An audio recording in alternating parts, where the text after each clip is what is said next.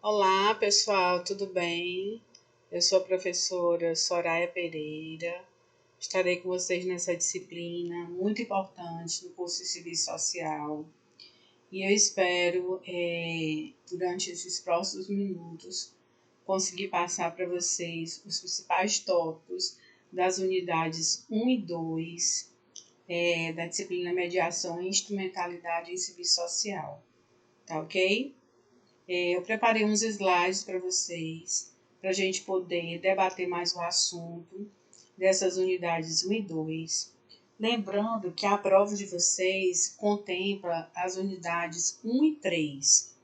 Porém, é importante que vocês tenham a possibilidade de estudar todas as unidades, porque elas estarão presentes nos questionários, nos fóruns, tira dúvidas, né? Quem for para a prova final, se for o caso, também entra todas as unidades. Eu sou assistente social, trabalho no órgão da prefeitura há mais de 10 anos, tenho 25 anos de formada, mais de 25 anos, e tenho muito prazer em lecionar uma disciplina que faz parte do meu curso de formação básica, né? Curso de Serviço Social, quando eu fiz, só tinha disponibilidade na UES. Foi algo que me acrescentou, me engrandeceu bastante. Hoje eu leciono algumas disciplinas em outros cursos, não somente no Serviço Social, mas recursos humanos, administração, processos gerenciais e demais cursos também que vão surgindo. Já lecionei psicologia, pedagogia, então é um campo bem amplo. Espero que vocês estejam gostando do curso. O curso nos dá a possibilidade de um leque de opções, né? O leque de opções de conseguir atuar, um leque de opções de aprender. E eu estou tendo muito prazer em conhecer cada vez mais o curso de Serviço Social. A gente, quando começa a estudar Serviço Social, a gente tem um verdadeiro encantamento. Porque, na verdade, você começa a ter muita leitura, você começa a ter muita reflexão, né, questionamentos, e isso a gente vai percebendo que vai amadurecendo, vai nos possibilitando uma construção enquanto profissional, enquanto ser, enquanto pessoa, e consequentemente isso traz benefícios para si e para a sociedade. Ser assistente social é uma profissão muito digna, justa, porém, assim como várias outras profissões, é uma profissão difícil, também tem o seu legado que merece ser considerado. É uma profissão difícil no sentido de que tem que superar barreiras, tem que se ressignificar, tem que buscar, né? E eu acredito sempre nisso, que a potencialidade humana é capaz de se transpor, ok? Então eu preparei aqui o material para vocês, espero que vocês gostem, espero que vocês consigam assimilar melhor, porque vai tratar de um assunto de autores que durante toda a minha vida acadêmica estudei bastante nos livros, né, em várias disciplinas, e nós teremos a oportunidade de ver isso aqui hoje, tá bom? Então, eu queria aqui apresentar para vocês os slides. Vamos lá. Mediação e instrumentalidade em serviço social. Né? Boas-vindas. Olá, pessoal. Sou professor de vocês nessa disciplina e estou aqui para repassar alguns tópicos importantes das unidades 1 a 4. É claro que nesse primeiro momento nós iremos passar os assuntos das unidades 1 a 2, tá? No segundo momento, nós passaremos das unidades 3 e 4. Me chamo Soraya Pereira, parabenizo os alunos por escolher o EAD Ateneu. Não deixe de acessar e participar dos fóruns Tira Dúvidas, assistir os vídeos e responder todas as atividades no ambiente virtual. Isso é muito importante, gente, porque o material de vocês, das unidades, eles possibilitam ter momentos de responder perguntas, de memorizar, de ajudar no processo de fixação, né, de curiosidades, e isso deixa o material de vocês mais significante, mais interessante. Ao final de cada unidade, você tem acesso a perguntas de fixação, que são exercícios a serem feitos por você, com o intuito de favorecer a fixação do conteúdo estudado. Isso é aquele que eu já mostrei anteriormente. Gente, a unidade 1, ela tem como foco central trabalhar a influência de Karl Marx na construção do arcabouço teórico do serviço social. Quando a gente começa a estudar serviço social, nós percebemos que Karl Marx teve uma influência assim, significativa no processo de construção, de processo de fundamentação, no processo realmente, como é que eu posso dizer, um processo mesmo de construção, um processo mesmo de formação, de entendimento, né, como base do serviço social. Então, para poder a gente entender essa influência de Karl Marx, nós dividimos em 3 subtópicos.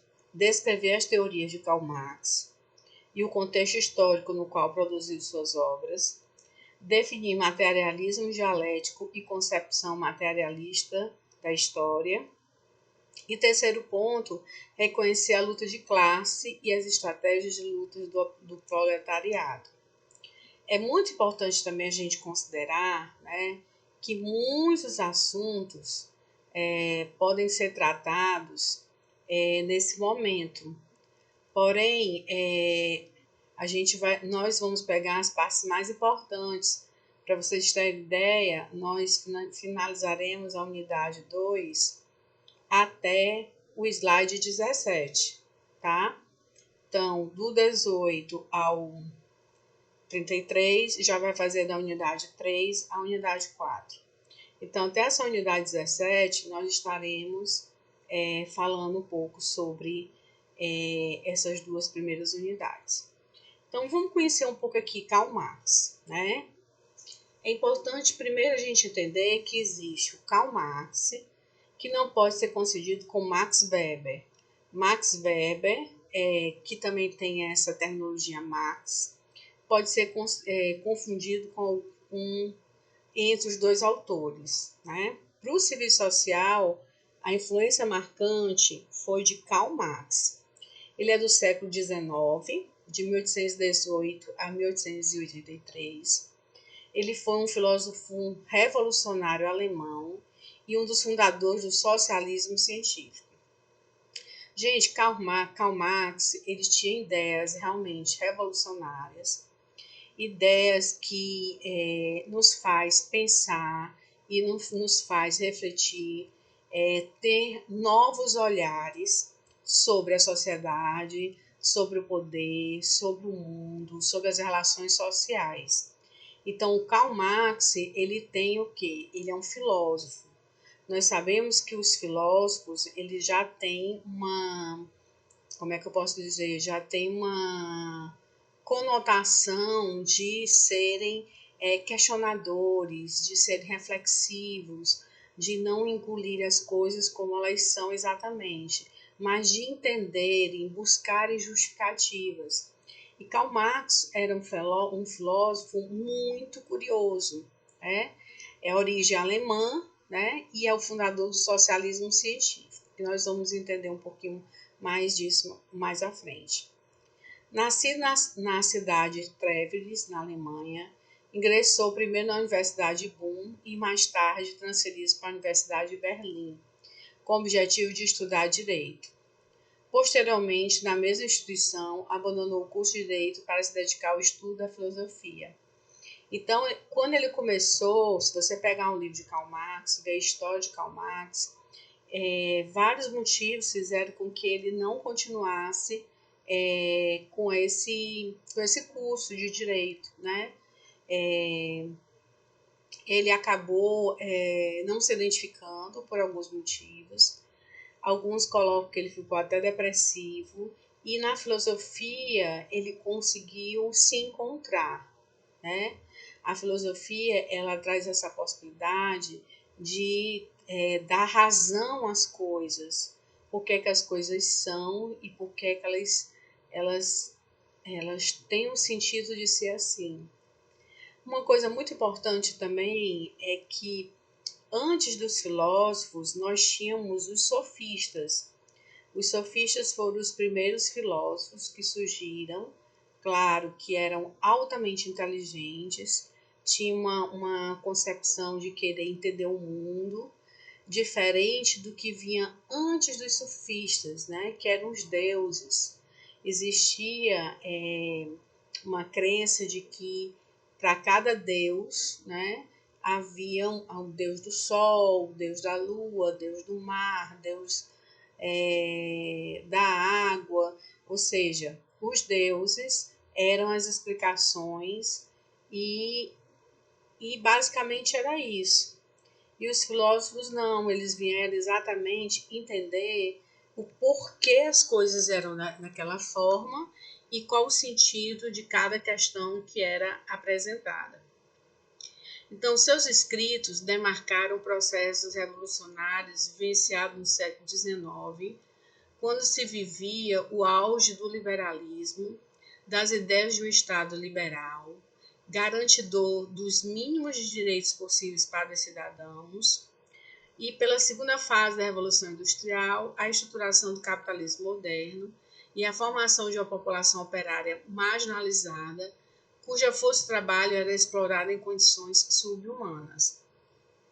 Então é importante a gente entender o seguinte, que Karl Marx ele veio defender, né, uma classe operária que ele considerava, né, eu digo considerar porque ele já morreu, ele considerava uma classe, como é que eu posso dizer, subhumana, né, como a própria terminologia coloca. Então, ele não aceitava essa condição e ele considerava que a indústria, as revoluções industriais que foram ocorrendo e o surgimento das indústrias possibilitou que essas pessoas elas ficassem um estado ainda mais marginalizado. O que é um operário marginalizado? Um operário marginalizado é um operário que está afastado, ele não faz parte daquele contexto de sociedade onde se tem os direitos, se tem os deveres, claro, mas que entre aspas, pode-se ter uma vida digna. Então, ele considerava, Karl Marx, que a maioria das pessoas, em a sua vida e na sua obra, quando ele relata, ele percebia claramente que os operários eram excluídos, eles eram mastigados. Os empresários, eles buscavam, como é que eu posso dizer, eles buscavam realmente sugar, né, todas as possibilidades de pensamento, de ânimo, de motivação dos funcionários. E isso foi um pensamento muito fervoroso que surgiu, na verdade não surgiu, ele se desenvolveu, né, porque esse pensamento ele já tinha surgido antes, claro, de Karl Marx, mas ele se desenvolveu com muito mais teor durante a sua vida. Crítico das instituições políticas da época, Marx teve contato com operários na Inglaterra, que contribuíram para a sua formação ideológica. Nós sabemos que a Inglaterra foi o berço da Revolução Industrial, né? E sendo por volta de 1919, sendo o berço da Revolução Industrial, ou 1800 e alguma coisa, e em 1919 foi mais presente em outros países. E sendo a Revolução Industrial, Marx considerava que foi o propulsor, né, dessa vida sem direitos, sem em situação de vulnerabilidade, em situação constrangedora, onde o homem não tinha liberdade de ação. Vou continuar aqui. Dedicando-se a escrever teses sobre o socialismo e mantendo contato com o movimento operário europeu, Marx funda a Sociedade dos Trabalhadores Alemães, juntamente de Engels, com quem passaria posteriormente a integrar a Liga dos Justos, movimento secreto dos operários alemães que tinham filiais espalhadas por toda a Europa.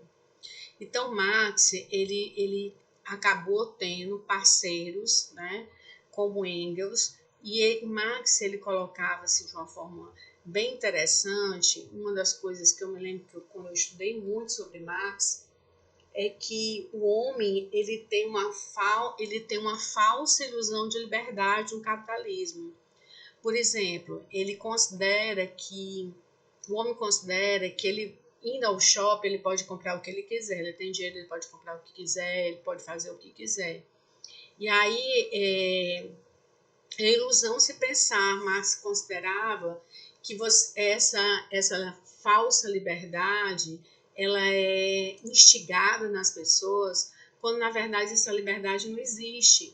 Porque quando você vai a um shopping, você vai encontrar produtos que estão na moda, produtos que os empresários querem vender, eles querem incutir na cabeça das pessoas que aquilo é o melhor para elas. Então é uma liberdade que na verdade não é uma liberdade como se deveria se pregar.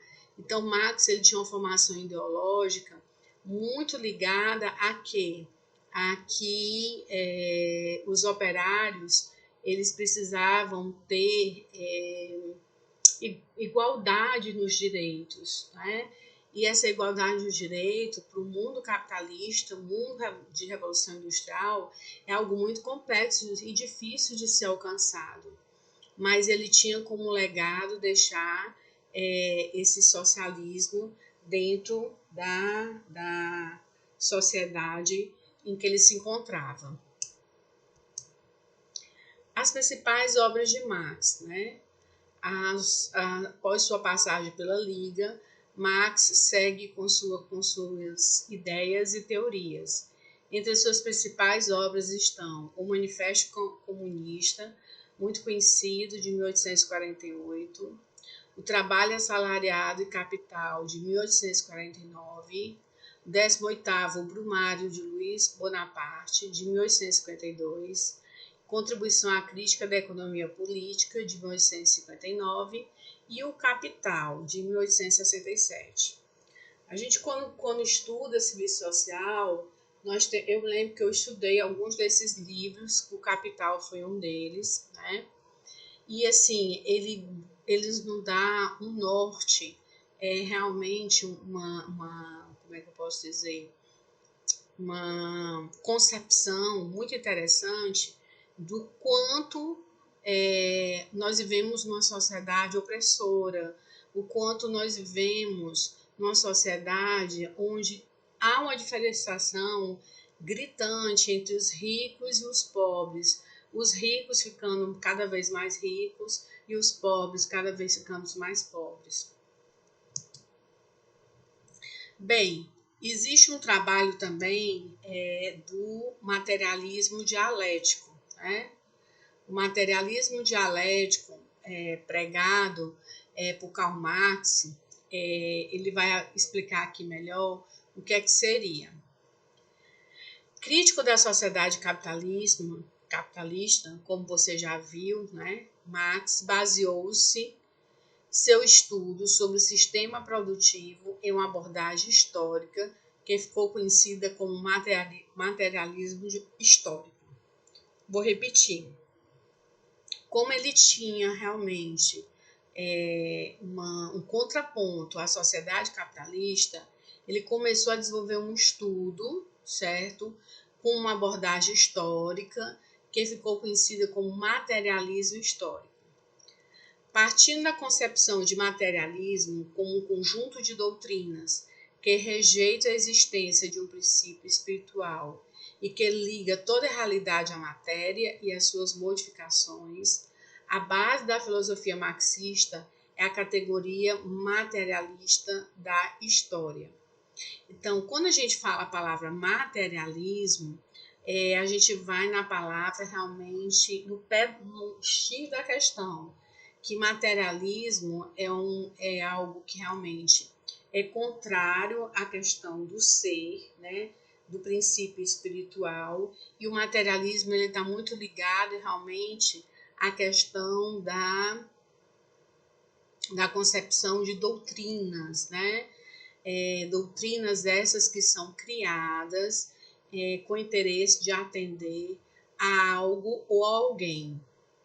A abordagem metodológica do estudo da sociedade, da economia e da história demonstra que o modo de produção da vida material condiciona o conjunto da vida social e política. Então, a abordagem metodológica, né, desse materialismo histórico e esse materialismo dialético faz parte da construção da visão de Karl Marx, né, que considera que é importante a gente entender esse lado da matéria, esse lado das modificações, esse lado que é pregado pela sociedade, né, que valoriza tanto o materialismo. Então, o materialismo é algo muito presente nesse estudo e nessa concepção. A dialética, né, é um termo originalmente do grego dialegos, que significa diálogo ou polêmica. Então, quando eu falo assim, voltando, materialismo dialético, isso quer dizer o quê? Que eu vou fazer um estudo do materialismo, do que há de matéria, de uma forma reflexiva, de uma forma polêmica, objetivando o quê? É o que ele coloca.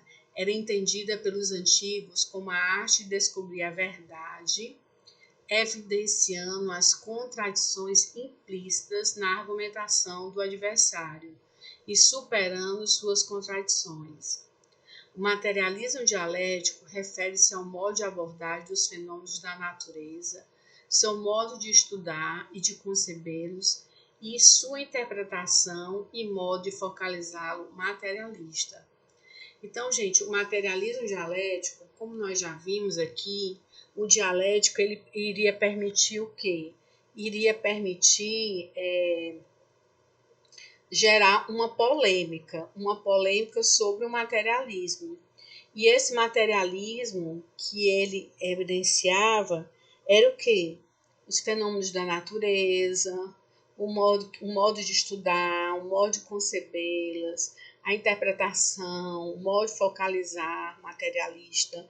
Então, assim, uma forma bem interessante de entender que o que existe da natureza, o que existe no mundo, ele precisava ser entendido, no sentido de que as coisas elas estavam daquela forma, elas eram daquela forma porque algo fez com que elas ficassem naquele contexto. E o materialismo dialético ele vai permitir exatamente essa dinâmica, esse entendimento, né? Esse diálogo, essa polêmica. Na visão do materialismo histórico dialético, o indivíduo concreto é uma síntese de inúmeras relações sociais. Esse indivíduo encontra-se atravessado por diferentes relações externas que permeiam sua consciência individual, sendo essas relações construídas historicamente em contextos culturais específicos a cada pessoa, a cada cultura e a cada povo. Vamos entender aqui. Quando ele fala materialismo histórico, ele começa a dizer que é um processo que tem que ser entendido ao longo do tempo, certo? Você não vai conseguir entender as relações sociais, você não vai conseguir entender a cultura, né? Cada momento, se você não fizer uma contextualização histórica. Então, para a gente poder entender esse materialismo dialético no sentido de construção, é a partir daí que você tem uma visão histórica dessa concepção. Nessa concepção, o indivíduo se constitui na trama das múltiplas relações da sociedade, existindo uma conectividade e uma interdependência entre o sujeito e seu contexto natural e social. Existe uma ligação entre o todo das relações que consolida a vida humana e que insere o indivíduo no universo natural, ideológico, cultural, social e econômico, no movimento dialético da história. Então, o indivíduo ele não pode ser visto dentro dessa concepção de materialismo, desculpa, histórico-cultural, como um ser isolado, né? Ele tem que ser visto como um ser realmente que faz parte de um grupo, que faz parte de um contexto, e esse contexto ele provoca o quê? Uma conectividade, né? Ele provoca, como é que eu posso dizer? Um universo natural, ideológico, cultural, social e econômico no movimento dialético da história.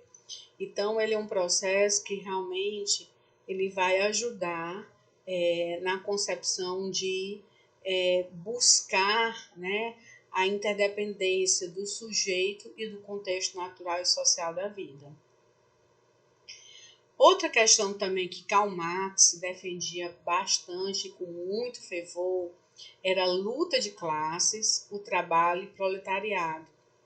Isso me faz lembrar, gente, eu sempre gosto de comentar que quando eu me formei como assistente social, eu passei 3 meses mais ou menos desempregada. Eu tinha realmente uma visão, eu tinha um dia a dia muito atribulado com estágio, né? Disciplinas que eu acabei antecipando para poder terminar logo.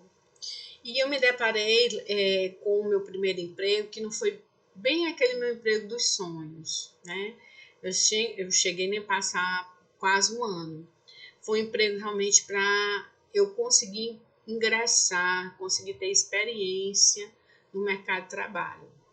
Mas o que eu observei? Observe quando eu comecei a trabalhar, realmente aí que eu considero o meu trabalho realmente significativo, quando eu fui trabalhar numa metalúrgica, uma grande empresa, onde tinha quase 1.000 funcionários, e eu era assistente social. A dona da empresa, ela não tinha interesse em contratar uma assistente social, segundo ela, porque a última assistente social que esteve presente na empresa dela, quando houve uma greve dos funcionários, ela foi a primeira a pegar o microfone e ficar contra a empresa e a favor do proletariado, né? Então ela chegou para mim e disse assim: olha, eu não quero um assistente, eu tenho um verdadeiro horror a essa profissão assistente social. Por quê? Porque nós sabemos que nós trazemos muito no nosso estudo, no nosso legado, na nossa formação acadêmica, a perspectiva de Marx. E a perspectiva de Marx na história moderna é o quê? Ele trabalha a questão de uma leitura que a classe dominante ela sempre quer se privilegiar em cima do proletariado. Ele até coloca aqui, ele conclui que a história da sociedade é a história de luta de classes. Vem aqui. Ele conclui que a história da sociedade é a história da luta de classes e que no movimento histórico sempre ocorreu lutas entre as classes dominantes e dominadas. Então, Karl Marx considerava, né, em sua leitura, que a classe dominante, ela fazia aquilo que ela julgava mais condizente, né? Era uma luta muito cruel, né?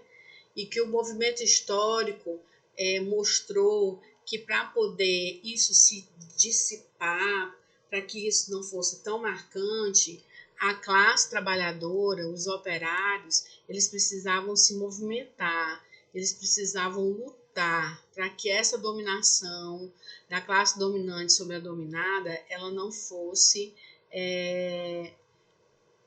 vencida, né? Então, Karl Marx embutiu muito essa ideia. Então, para a teoria marxista, certo? Nós podemos concluir que ele tinha uma teoria fundamentada na luta de classes e a defesa da hegemonia do proletariado é posta como caminho para a liberdade de opressão. A ditadura do proletariado significa a derrubada da burguesia por uma única classe. Então, a teoria marxista, gente, ela tinha uma visão realmente de diferenciação do burguês, do proletariado. E ele colocava o quê? Que esse proletariado, ele precisava realmente unir forças com outros profissionais da mesma categoria para não aceitar, né, o que a burguesia colocava como imposição. Então, a luta de classes era no sentido de que realmente tinha que a classe dominada se defender das decisões, das ações que eram impostas ao proletariado, à classe operária. Outra coisa que ele coloca também dessa forma é que durante o movimento de reconceituação do serviço social surge um comprometimento com o projeto profissional voltado às classes subalternas. Gente, o movimento de reconceituação ele faz parte de um dos movimentos, né, muito importante e que é bastante estudado, inclusive, no curso de serviço social. O que é reconceituar? É voltar a conceituar algo, no caso o serviço social, de uma forma mais proveitosa, de uma forma mais dinâmica, de uma forma mais coerente. E essa reconceituação, né, o que é que provocou? Se provocou a necessidade de quê? Do uso da teoria social de Marx, porque começar a ver o serviço social com um novo olhar, não ver o serviço social apenas como algo que teria que atender a classe dominante, teria que atender os empresários, teria que atender a igreja, teria que atender o poder. Essa reconceituação ela possibilitou mensagens significativas que, inclusive, em 1993 é criado o Código de Ética Profissional do Serviço Social, em que é possível materializar o compromisso com os valores éticos e políticos em função da conquista da liberdade e em defesa da classe trabalhadora. Vocês podem dizer assim, mas professora, foi um salto assim gritante, né? Do período de Marx até chegar a 1993. Entenda que em 1993, claro que ele não estava mais vivo, mas o Código de Ética, né, do Serviço Social, ele é inclusive um assunto que é debatido e discutido muito em concursos de serviço social. A gente percebe que Karl Marx ele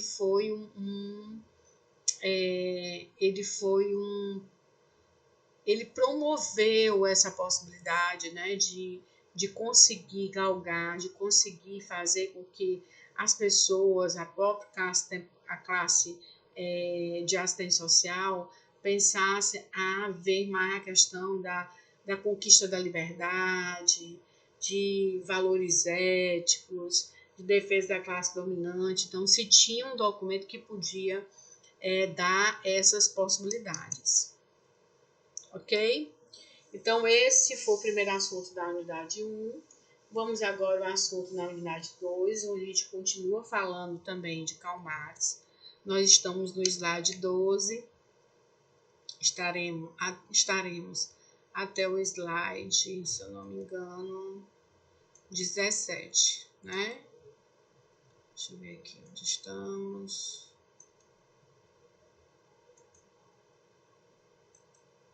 Pronto, teremos alguns slides aqui para a gente trabalhar com eles.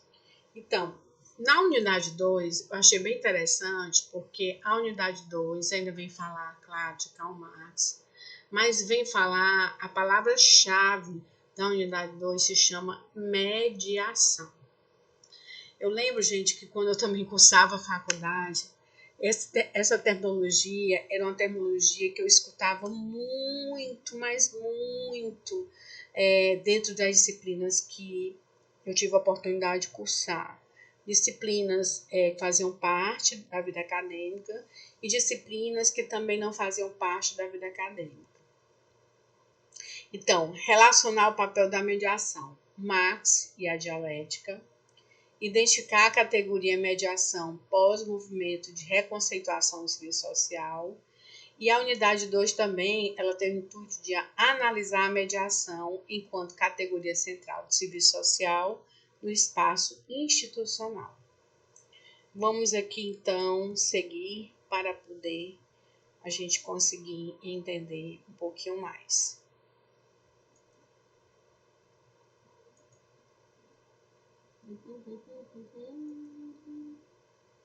Vamos lá, estou bem aqui.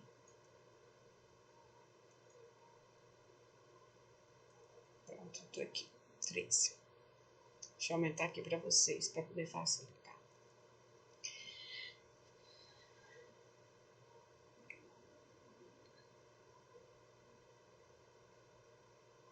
Na trajetória do serviço social, o primeiro contato com o pensamento marxista, que o pensamento marxista ele não se deu só no serviço social não, tá?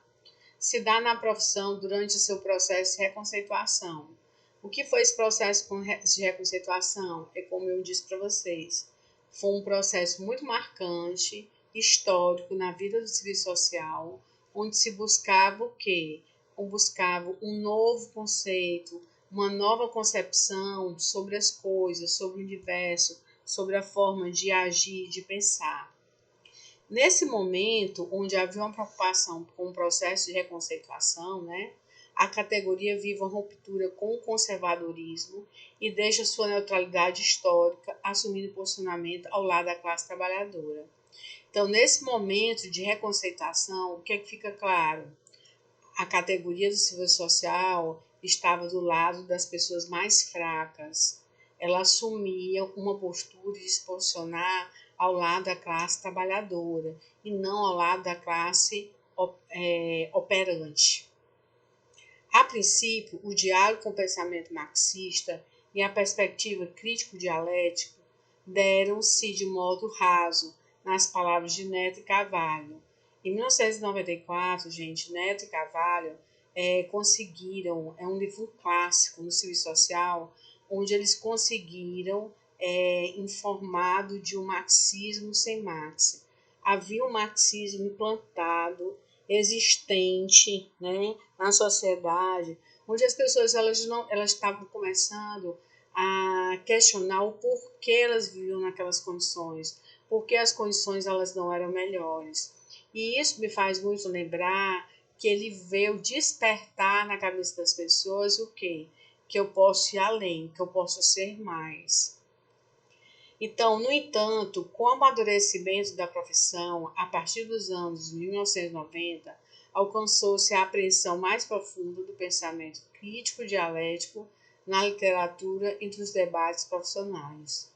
Então, claro, né, que o Marx, junto com o seu seguidor, ele conseguiu alcançar muitos propósitos. Porém, o que a gente observa? Que em 1990, quando ele se reencontra com a primeira esposa, com que ele casou, primeira esposa que ele casou, não. O que a gente percebe que Marx ele tinha uma visão ainda muito crítica da literatura, ele começou a debater as profissões, e nesse contexto, a mediação é uma das categorias centrais da dialética, com caráter dinâmico e processual.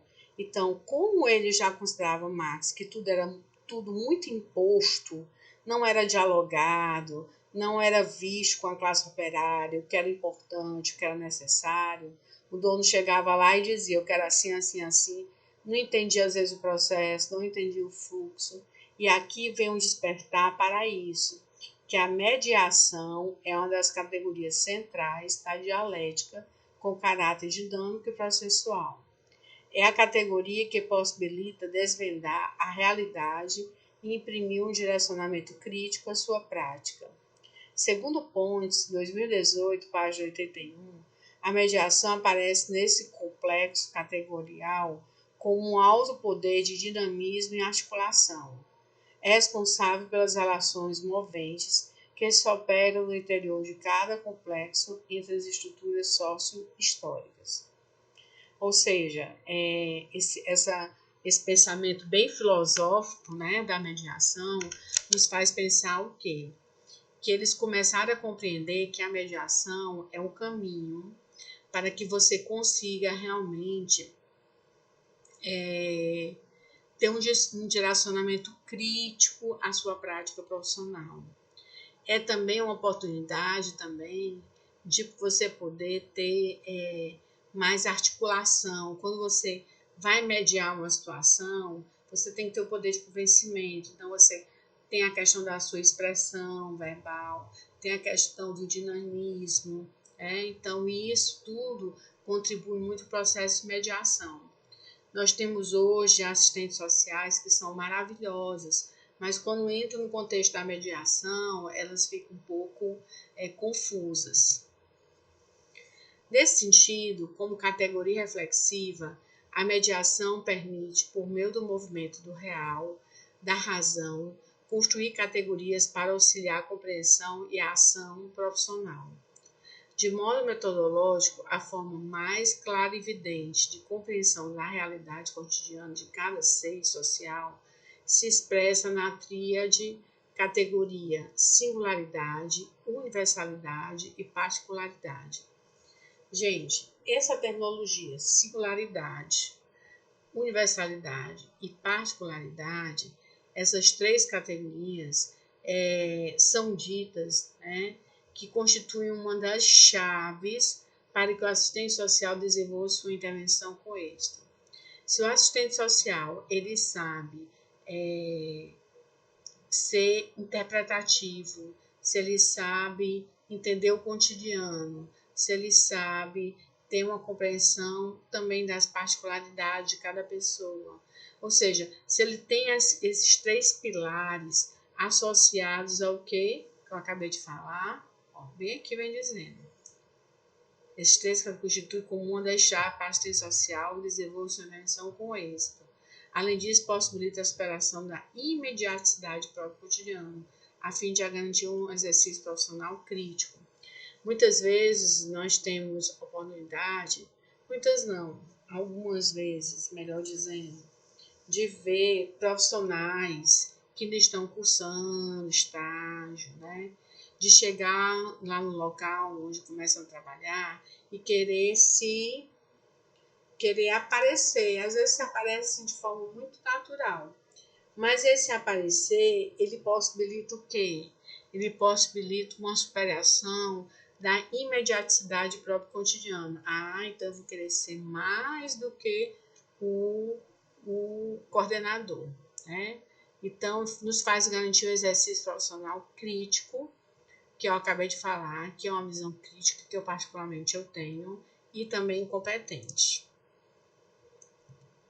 Deixa eu ver aqui quantos slides faltam.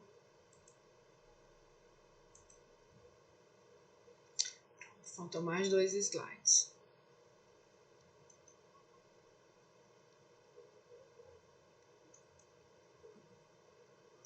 Vamos lá. As mediações no espaço institucional. Então, gente, diante disso, o que é mediar? Mediar é ficar bom para ambas as partes. É você não gerar conflito. É você tentar, através do diálogo, podemos dizer assim, você conseguir fazer com que ambas as partes vão ter que entender que vão ter que ceder para poder conseguir outras coisas. Então, o serviço social, a figura da assistente social, ela está muito nesse meio entre o empresário e o proletariado. Aí ele vai dizer aqui, o serviço social pode ser uma profissão de natureza interventiva. Coloque-se no seu cotidiano em contato com vários níveis de expressão da questão social, na realidade que pode aparecer de formas individuais, familiares, grupais e comunitárias. Desse modo, o assistente social, enquanto profissional, do âmbito da sua intervenção, reconstrói categorias históricas por meio das mediações que permitem, através de aproximações sucessivas com o objeto de sua intervenção, o mapeamento das forças e dos fenômenos sociais que entrecruzam o espaço institucional. Então, assim, gente, ele tenta fazer um paralelo da perspectiva da assistente social enquanto profissão, o que ela pode ser, né? Para onde ela pode chegar. Isso tudo depende muito de cada um de vocês que estão assistindo esse vídeo, né? O modo, as escolhas que vocês vão fazer é que vão determinar a forma como vocês vão intervir, a forma como vocês vão reconstruir, né? Por exemplo, ele colocou assim, tem uma profissão de natureza interventiva. Eu acho que, além de ser interventiva, é de ser de natureza mesmo executiva. Bem, parando por aqui, né, nesse primeiro momento, espero que eu tenha conseguido deixar, deixa eu minimizar aqui, deixar um ótimo aproveitamento para vocês nessa disciplina, onde nós tratamos a unidade 1 e 2. Eu vou finalizar por aqui, deixando para a gente ter uma nova oportunidade de concluir com as unidades 3 e 4 dessa mesma disciplina. Beijo, abraço e até a próxima.